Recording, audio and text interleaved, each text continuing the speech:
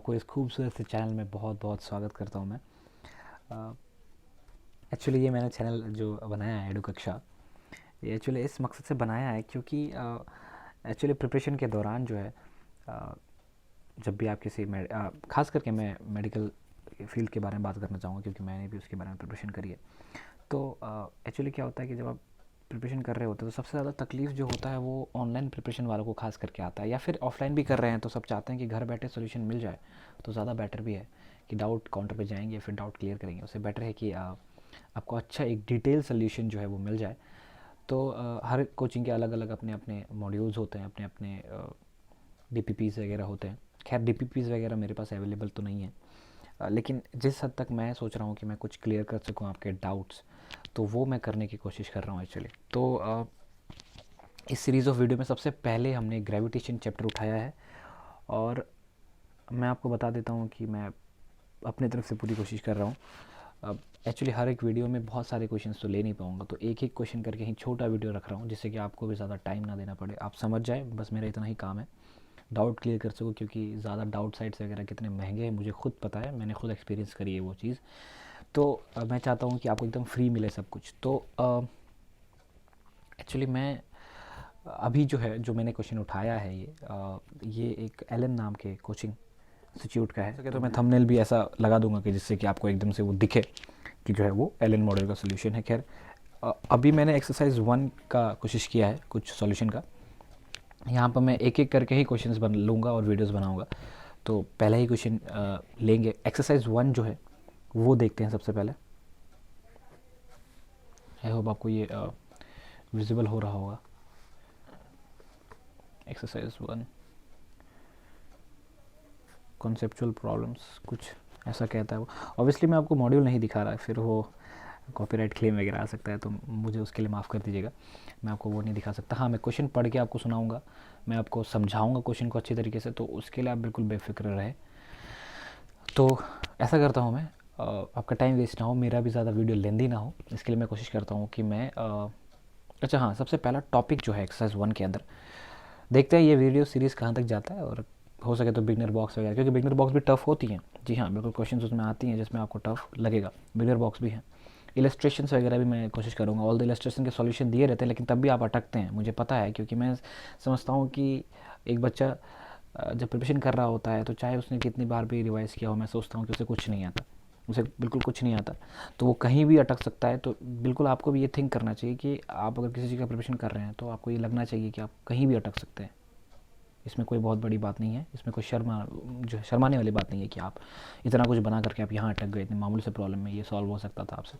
खैर वो सब बात अलग है। तो सबसे पहला टॉपिक जो है एलन मॉडल का एक्सरसाइज 1, प्रिसाइजली मैं बोल दूँ ग्रेविटेशन चैप्टर, और दूसरी पॉइंट मैं सिर्फ और सिर्फ प्री मेडिकल ब्रांच का सॉल्व कर रहा हूँ, क्योंकि मुझे ट्रूली मैं बोल रहा हूँ, मुझे जेई जो मेंस है या फिर एडवांस है उसके मॉडल के बारे में कुछ भी उतनी आइडिया नहीं है, मुझे पता नहीं है कि कैसी होती हैं उनके मॉड्यूल्स, उनमें कैसे क्वेश्चंस हैं, और मेरा प्रैक्टिस भी नहीं है उस लेवल पे। तो मैं चाहता हूँ कि जिस लेवल पे मैंने करी है कोशिश उस लेवल पे आपको जो है क्लियर कर सकूँ। तो अभी तक तो इसका ही है, हो सके फ्यूचर में तो कुछ किसी और से मदद मिले तो ज़रूर मैं आपको वो दिखाऊँगा जेई मेंस और एडवांस के बारे में। खैर, न्यूटन्स लॉ ऑफ ग्रेविटेशन, थोड़ा हैंड राइटिंग के साथ आप लोग एडजस्ट कर लेना, ग्रेविटेशन एंड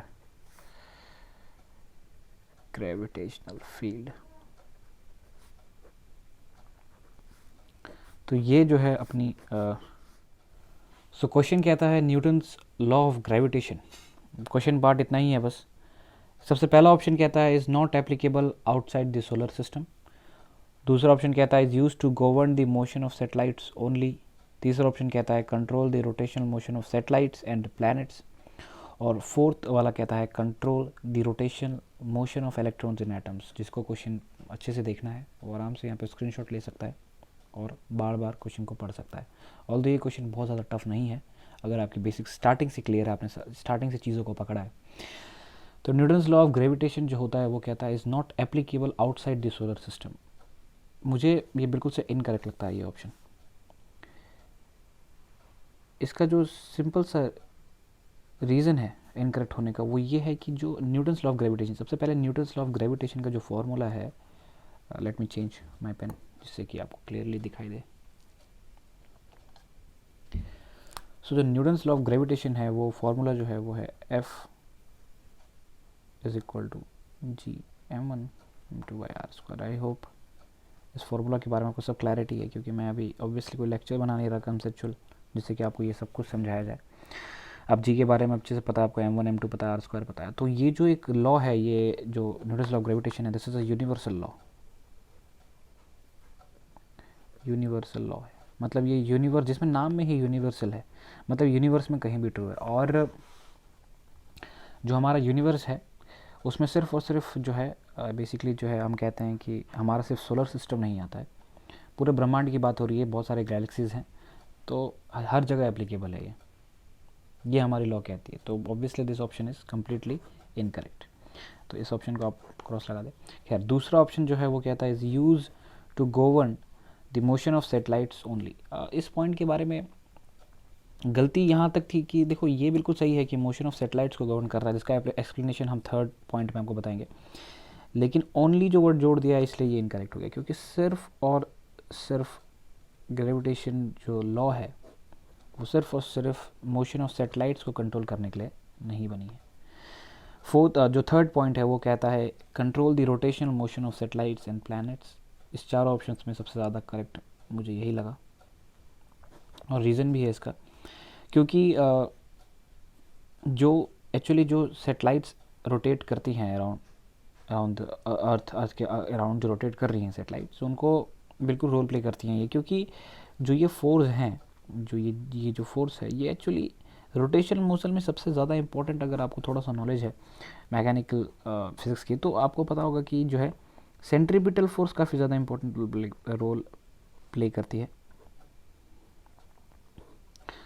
तो जो यहाँ पर जो न्यूटन्स लॉ ऑफ ग्रेविटेशन जो ये फोर्स है एक्चुअली यही सेंट्रीपिटल फोर्स की तरह काम करती है सैटेलाइट्स के लिए, तो जो कि उनका रोटेशन को जो है पॉसिबल कर पाती है। तो मोशन ऑफ सैटेलाइट में भी इनका रोल प्ले है और प्लैनेट्स का भी, क्योंकि हम जानते हैं सन और प्लैनेट्स जो हैं उनके बीच में फोर्स ऑफ अट्रैक्शन लग रहा है यही न्यूटन्स लॉ ऑफ ग्रेविटेशन के हिसाब से, और कहीं ना कहीं यही जो है उनको जो है प्लैनेट्स को जो है रोटेट करवा रही है, क्योंकि वहाँ पर ये फिर से सेंट्रीपिटल फोर्स की तरह काम करती हैं। तो थर्ड ऑप्शन बिल्कुल सही है।